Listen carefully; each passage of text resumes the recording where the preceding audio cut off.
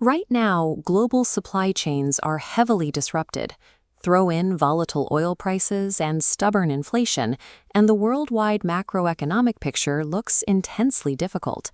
In an environment where the cost of living spikes, consumer spending usually contracts, and we expect a wave of credit defaults as households struggle to pay their bills. But performance data tells a surprisingly different story. Malaysia's Q3 retail growth was projected at 2.6%, but nearly doubled to 4.9%. This outperformance hits corporate balance sheets. AEON Credit saw a 12.3% revenue spike, keeping non-performing loans low at 2.61%, which raises an obvious question. If everyday households are feeling the squeeze of inflation, how are retail financiers and shopping centers expanding so rapidly? The data reveals a highly specific strategy. The economy is relying on two entirely distinct consumer bases to simultaneously absorb the inflationary pressure and drive top-line growth. The very first consumer base driving this economic expansion flies in from overseas. The government is heavily banking on a nationwide initiative called Visit Malaysia 2026. This chart tracks historical and projected arrivals. By looking at the orange column and green target for 2026, we see the sheer scale of the initiative. The goal is 35.6 million tourists, generating over 147 billion ringgit in receipts.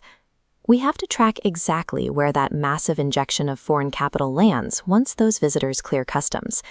This graph breaks down inbound tourism expenditure by category.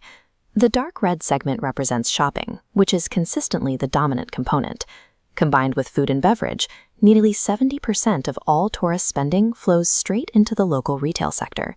That capital injection creates highly profitable spillovers.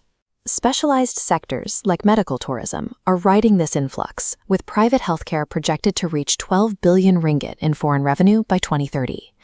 To absorb these visitors, national aviation networks are rapidly adding flight routes, while massive gaming and hospitality hubs are aggressively expanding their physical footprints.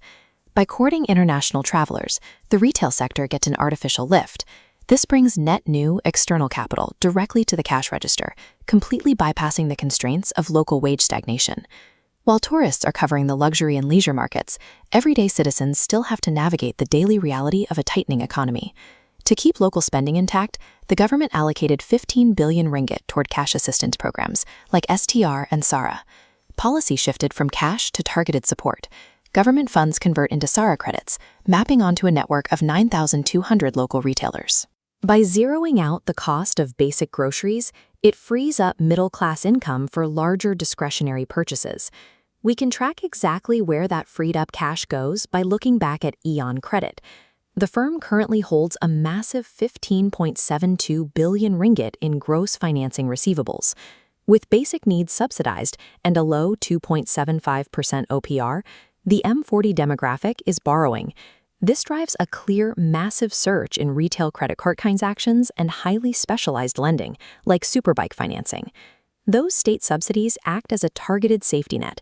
They build a strict floor under domestic essentials, ensuring middle-class consumer demand stays active despite broader inflationary pressures. When we look at both groups together, the overall resilience of the Malaysian consumer sector makes structural sense. The economy has insulated itself through a strict division of labor. Tourism injects fresh capital from abroad to push the economic ceiling higher, while targeted government policy builds a financial floor to catch any domestic fall. Yet looking closely at the retail data, everyday shopping behavior is shifting. Consumers are becoming highly selective, prioritizing extreme value over brand loyalty.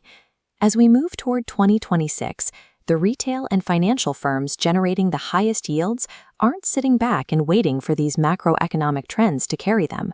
They are aggressively positioning their physical stores and digital networks right at the intersection of value-oriented domestic spending and the incoming wave of tourist cash.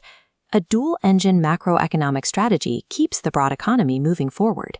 But in a highly bifurcated market, capturing both the tourist dollar and the subsidized domestic wallet requires flawless corporate execution.